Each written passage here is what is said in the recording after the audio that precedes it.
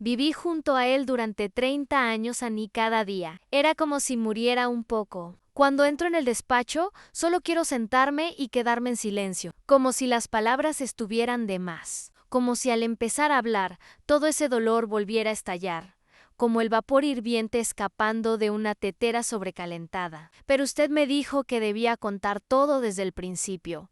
Está bien, lo intentaré, aunque tengo miedo. Nos conocimos en 1983. Yo tenía apenas 20 años, el 25. Recién había terminado la escuela pedagógica y trabajaba como maestra en una guardería. Él era ingeniero en una fábrica de automóviles, alto, tranquilo, reservado. Me parecía que en él había seguridad, y eso era lo que más deseaba en aquel entonces, aunque alguien simplemente me tomara de la mano y dijera: no tengas miedo, Ann, estoy contigo. Nos casamos al año siguiente, en verano, era un agosto caluroso, y recuerdo como el vestido se me pegaba a la espalda. Reíamos, nos besábamos, hacíamos planes en y luego. Todo fue como en cualquier familia: la rutina, el trabajo, las deudas, las preocupaciones. En 1985 nació nuestro primer hijo, y en ese mismo instante algo se quebró por dentro.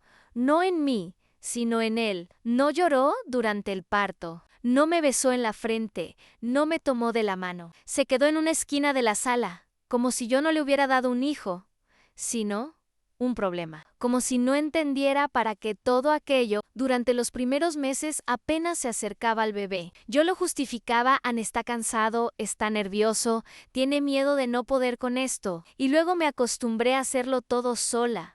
La ropa, la comida, el niño, el trabajo. Después nacieron 2 más. Seguidos, la casa se volvió ruidosa, alegre, pero también agotadora. Dormía muy poco. Teníamos nuestras pequeñas peleas, como todos, pero un día todo cambió. En 1992 comencé a sentirme mal, un cansancio constante, dolores de espalda, desmayo. Los médicos tardaron mucho en darme un diagnóstico. En ese entonces creía que simplemente estaba agotada Ann. Pero era algo más. Los problemas de salud se convirtieron en una compañía constante. Empecé a fallar, como una máquina vieja, y él empezó a irritarse. En 1996 nació nuestra cuarta hija. Anita. Recé para que todo estuviera bien con ella, pero tenía una forma grave de parálisis cerebral infantil. Recuerdo el día en que el médico dijo que necesitaría cuidados constantes. Nos miró y fue como si dictara una sentencia. Él, mi esposo, apretó los labios, no dijo nada, se dio la vuelta y salió al pasillo. Y yo me quedé con esa noticia, sola, y desde entonces siempre estuve sola. Fue como si hubiera borrado a Anita de su vida. No quería verla, no quería oírla, no quería aceptarla. Una vez dijo: Ann, tú diste a luz a una niña enferma. Tú la cuidas, Annie. La cuidé. De día, de noche, con calor, con frío. Aprendí a vivir de nuevo, contando cada respiración. No tenía sueño, no tenía tiempo, no me tenía a mí. Pero Anita era mi alegría. Siempre reía, incluso cuando sentía dolor, y por su sonrisa aguanté todo. Y luego, en los años 2000, empezó a levantarme la mano. Al principio eran gritos. Gritaba que yo no valía nada, que había arruinado su vida, que arrastraba a todos hacia el fondo. Luego empezó a lanzar cosas, y después, un día me pegó. No pude creerlo, no fue un arrebato emocional. Fue su nueva realidad. Empezó a hacerlo con más frecuencia. Me escondía, me iba a casa de la vecina, me encerraba en el baño, pero luego siempre volvía. Por Anita no podía dejarla. Sentía que yo era la única persona que ella necesitaba. En 2004 dejé de acostarme con él. Simplemente ya no podía. Me repugnaban, me dolía Ann. Él se enfurecía, me culpaba, decía que no era una mujer, que a alguien como yo nadie la amaría jamás. Yo guardaba silencio, me miraba al espejo y no reconocía a la chica alegre, enamorada, con vestido blanco que había sido alguna vez. En 2012 pedí el divorcio. Había tomado esa decisión durante 10 años. Él se reía: no vas a ir a ninguna parte. Nadie va a querer estar contigo. Pero aún así me fui. Pensé que lo peor ya había pasado, pero me equivoqué. Él presentó una demanda en respuesta. Dijo que yo estaba desequilibrada, que cuidaba mal de los niños, que le había negado sus derechos conyugales. Se reía en la cara del abogado cuando éste decía que Anita necesitaba atención constante y que yo merecía una compensación. En 2019, el Tribunal de Apelaciones falló a su favor. Consideraron que no había demostrado que él fuera violento, y el Tribunal de Casación ni siquiera aceptó revisar mi denuncia. Sin explicación alguna, recuerdo cómo estaba de pie frente al edificio del juzgado, sosteniendo en la mano una carpeta con documentos, con fotos, certificados, grabaciones, y por primera vez en mi vida sentí que ya no tenía fuerzas. Nadie me creyó. Todos esos papeles eran solo ruido vacío a mi voz, silencio, pero sobreviví. Porque tengo a Anita, porque los otros 3 hijos crecieron y se convirtieron en buenas personas. Porque no me rendí y demostré que mi cuerpo es mío. Incluso si estoy casada, incluso si a mi exmarido no le gusta, incluso si todo un país me señala como enemiga de la familia, me preguntaron por qué no me rendí. ¿Por qué a pesar de todo, los golpes, las humillaciones, la traición, los jueces parciales, seguí adelante? ¿Por qué no me rendí? ¿No me resigné? ¿No guardé silencio? Pues les diré por qué. Porque un día entendían: si yo callo, se lo harán a otra. A una que no pueda hablar, aunque tenga miedo, que piense que de verdad tiene la culpa, que debe ofrecer su cuerpo solo porque hay un sello en su pasaporte. Esta no es una historia de heroísmo, es una historia de supervivencia, de rabia, de derecho a la dignidad humana. Todo no empezó en 2021. Cuando presenté la demanda ante el Tribunal Europeo de Derechos Humanos. Empezó mucho antes. Empezó cuando entendí que el sistema judicial de mi país no me veía como a una persona, me veía como a una esposa, obligada a cumplir con su deber conyugal. ¿Alguna vez han visto esa palabra, deber, en una sentencia judicial? Yo sí, cuando, en 2019, el Tribunal de Apelaciones rechazó mi denuncia, yo tenía 49 años. Había pasado más de 30 años casada, de los cuales los últimos 10 fueron una vida en constante miedo. Al principio por mi hija, luego por mí. Dejé de tener relaciones sexuales con él en 2004, después de que me golpeara. No una vez, varias amé. No me sentía segura. Mi cuerpo se encogía ante el más mínimo contacto suyo. Pero el tribunal lo llamó negativa a cumplir con las obligaciones conyugales. Me acusaron de haber violado el contrato familiar, como si yo fuera un objeto que debe ser usado de manera regular. Dijeron, ella no cumplía con sus deberes de esposa. Eso puede ser motivo suficiente para considerar que la ruptura del matrimonio fue culpa suya. Y debatían en serio, ¿puede considerarse culpable a una mujer del fracaso de su matrimonio si se niega a tener relaciones sexuales? Yo estaba ahí, de pie en la sala del tribunal, escuchando esas palabras, y sentía como algo moría dentro de mí. No era la humillación, no era el miedo, moría la fe en la justicia, en la ley, en el derecho a ser yo misma. Me dirigí a un abogado, que me dijo directamente: aquí, probablemente no. Pero en Europa quizás escuchen tu caso, y empezamos a reunir documentos, testimonios, cartas en informes médicos, fotografías, todo. Fue un trabajo largo, agotador, moralmente extenuante, como si una y otra vez se abriera una herida que llevaba años intentando cerrar. A principios de 2021 presentamos la demanda ante el Tribunal Europeo de Derechos Humanos. Yo vivía entonces en un piso compartido en las afueras de París, con Anita. ¿Se acuerdan que les hablé de ella? Mi hija con parálisis cerebral. Ella lo entendía todo. Me agarraba la mano y me decía: mamá, tú puedes hacerlo. Pasó más de un año antes de recibir la noticia. Estaba sentada junto a la ventana, preparando té, y de pronto, una carta. De verdad, con el escudo. Abrí el sobre y me quedé sin aliento. El Tribunal de Estrasburgo falló a mi favor. Las palabras eran secas, jurídicas, pero entre líneas estaba todo. Mi verdad, a mi dolor, a mi dignidad. El tribunal concluye que la misma idea de un deber conyugal contradice la libertad sexual y el derecho a la autonomía corporal. La negativa a mantener relaciones íntimas no puede considerarse una causa válida para culpar a una mujer de la disolución del matrimonio. Cada persona tiene derecho a decidir qué ocurre con su cuerpo, independientemente de su estado civil. Lloré no de felicidad, De alivio me escucharon. Me reconocieron a no estoy loca, no soy fría, no soy culpable. Soy una persona, a mi caso, se convirtió en un precedente. Salió en los periódicos. Me invitaron a entrevistas, pero no fui. Porque no se trata de fama. Se trata del derecho a vivir sin miedo. ¿Sabes qué fue lo más importante? El tribunal señaló que mi exmarido pudo haber solicitado el divorcio alegando diferencias irreconciliables, como lo hacen las personas civilizadas, pero prefirió acusar, humillaran, vengarse en quiso, que me declararan culpable, que saliera del matrimonio marcada, que los niños me miraran como a una traidora, que pasara el resto de mi vida pensando, ¿y si de verdad debía? Pero ahora menos, o a nunca más. Cuando pienso en ello, respiro con más facilidad. Sí, todavía me duele la espalda, todavía levanto a Anya, todavía vivo con ayudas sociales y cuento cada euro, pero soy libre. No en el sentido del pasaporte o de un piso libre por dentro. Ahora a veces doy charlas a estudiantes, en institutos sociales, en cursos de derecho. Cuento que la autonomía corporal no es una frase bonita de un manual, es la realidad diaria de miles de mujeres. No estamos obligadas, elegimos, sentimos, estamos vivas y además ayudo a otras. Mujeres que me escriben, que me encuentran a través de la fundación. A menudo empiezan con una frase: perdón por molestar, pero tengo una historia parecida.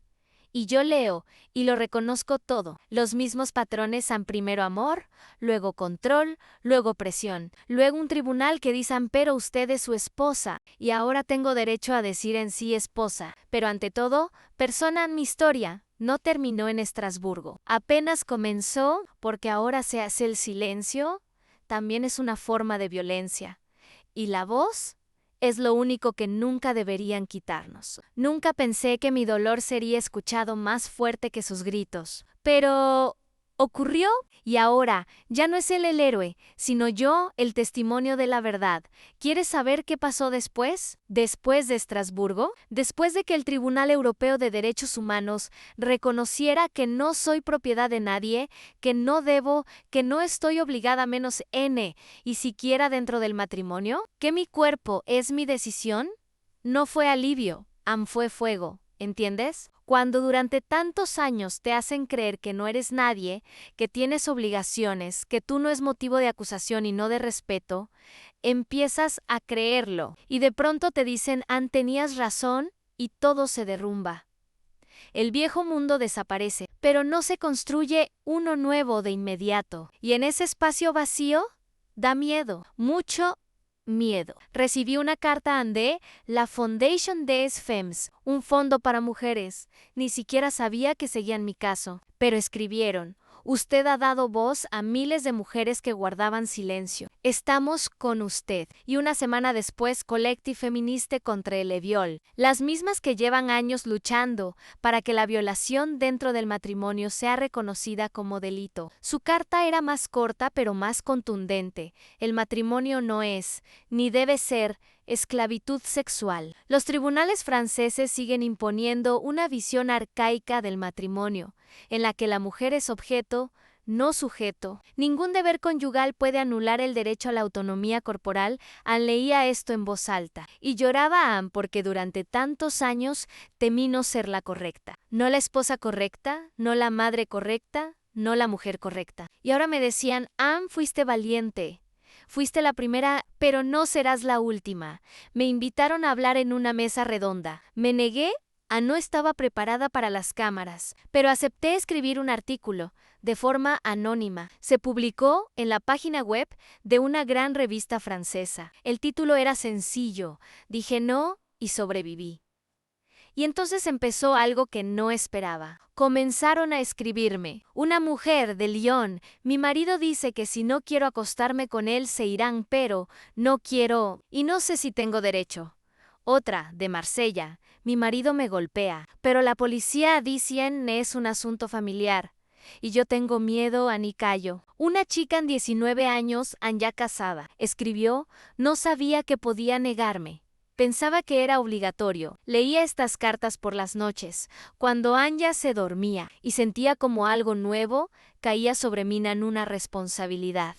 Pesada, pero necesaria. Ya no podía guardar silencio y ya no estaba sola. Organizaciones defensoras de derechos me ofrecieron ayuda legal, psicológica, mediática. Creamos un pequeño grupo de iniciativa menos mujeres que habían vivido violencia dentro del matrimonio. No gritábamos, escribíamos, aconsejábamos, estábamos presentes y transmitíamos una idea fundamental. El consentimiento sexual no se anula con un sello en el pasaporte.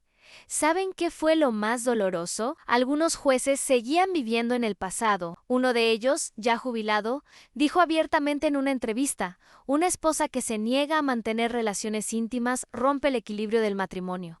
Es inmoral, no lo despidieron. Lo elogiaron por su honestidad.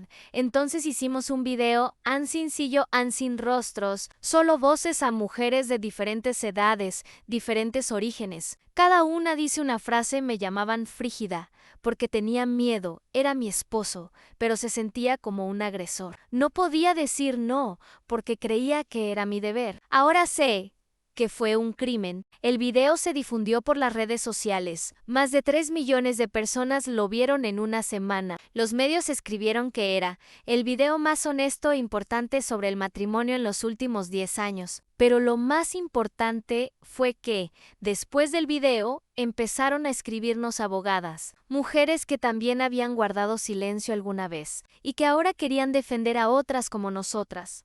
Empecé a viajar por las regiones, en secreto, sin carteles. Me reunía con mujeres en pequeñas salas, bibliotecas, a veces simplemente en cafés hablábamos. Respirábamos, escribíamos cartas a jueces, diputados, ministerios. Pedíamos eliminar de la práctica jurídica la idea del deber conyugal. Exigíamos que los jueces recibieran formación en sensibilidad de género. Y el año pasado, por primera vez, una escuela de posgrado en Burdeos incluyó mi historia en el curso de Derecho de Familia como precedente, como ejemplo de cómo el derecho debe cambiar. No soy jurista, soy madre a mujer en sobreviviente, pero ahora mi dolor se ha convertido en fuerza no solo mía, colectiva, reconocida, respetada.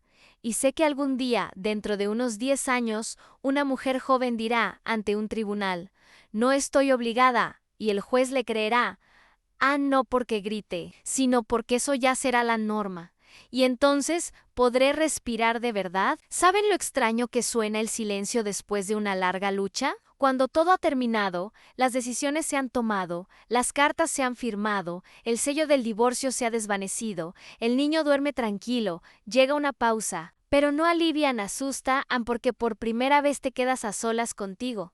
Mi sema menos seon tu verdadero yo. Durante mucho tiempo no pude creer que todo eso había pasado, que mi caso fue examinado en el TEDH en que, allá en Estrasburgo, a miles de kilómetros, escucharon mi voz, cuando en casa, durante años, la habían silenciado, cuando el Tribunal de Apelaciones ignoró mis argumentos, cuando el Tribunal de Casación ni siquiera se molestó en explicar su negativa. Me sentía como una mujer gritando en una almohada en Bada Grey: hay dolor, pero no hay voz. Y entonces llegó Estrasburgo y dijo: cualquier concepción de las obligaciones conyugales debe tener en cuenta el consentimiento como base de las relaciones sexuales. La propia idea de una obligación sexual dentro del matrimonio contradice la autonomía corporal y la libertad sexual.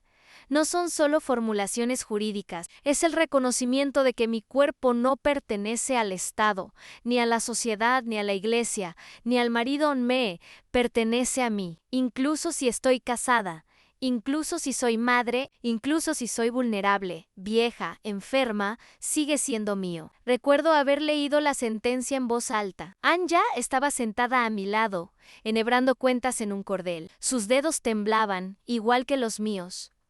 Me miró y dijo: mamá, ¿ahora eres libre? No respondí enseguida, porque no sabía cómo explicar que la libertad no es solo un papel, es un camino, no termina en el edificio del tribunal, empieza ahí. La verdadera libertad es aprender a no tener miedo de ser una misma. Empis a reconstruir mi vida, poco a poco, con cautela. Conseguir trabajo como asesora en una fundación que ayuda a mujeres que han sobrevivido a la violencia doméstica. No como abogada, no, simplemente como alguien que pueda escuchar, apoyar, Gesir, te entiendo. Yo estuve ahí. Lo sé. Avises vienen mujeres que no fueron rotas por los pinos, sino por las palabras. No por los golpes, sino por el desprecio. A ellas les decían, eres esposa, Debes cumplir, les insinuaban, eres frigida. Les daban diagnósticos, les amenazaban con quitarles a sus hijos. No les creían. Yo les digo lo mismo que un día me dije a mí misma. No tienes que justificar tu no. Pero saben que es lo más difícil. Creer que puedes ser amada, no por un rol, no por una función, no por sumisión, sino simplemente por ser ti. Tenía 50 años cuando salí por primera vez en mi vida con un hombre que no me exigía nada, solo escuchaba, no tocaba mi cuerpo sin permiso. Preguntaba, ¿te quieres? ¿Why aceptaba un no? Como respuesta, no como un reto. Ahora no estamos llenos. Él se fue a trabajar al extranjero. Pero esa experiencia me enseñó que la ternura es posible, que el respeto es real. Que amor y violencia no tienen por qué vivir bajo el mismo techo. Y ahora lo digo don si que pueda, en encuentros, entrevistas, universidades. Incluso en una iglesia donde un día me atreví a hablar. El sacerdote se me acercó después y dijo, es la primera vez que pienso en cómo puede sentirse una mujer dentro del matrimonio. Y luego añadió, no estoy seguro de que Dios exija sexo sin amor. Me preguntan mucho, ¿no se arrepiente de haber provocado este escándalo? No, porque no fue un escándalo.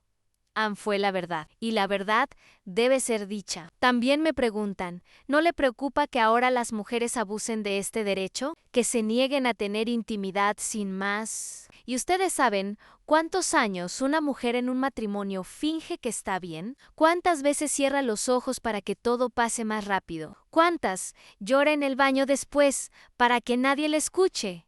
No, no me preocupa. Creo que el derecho a la autonomía corporal no destruye a la familia.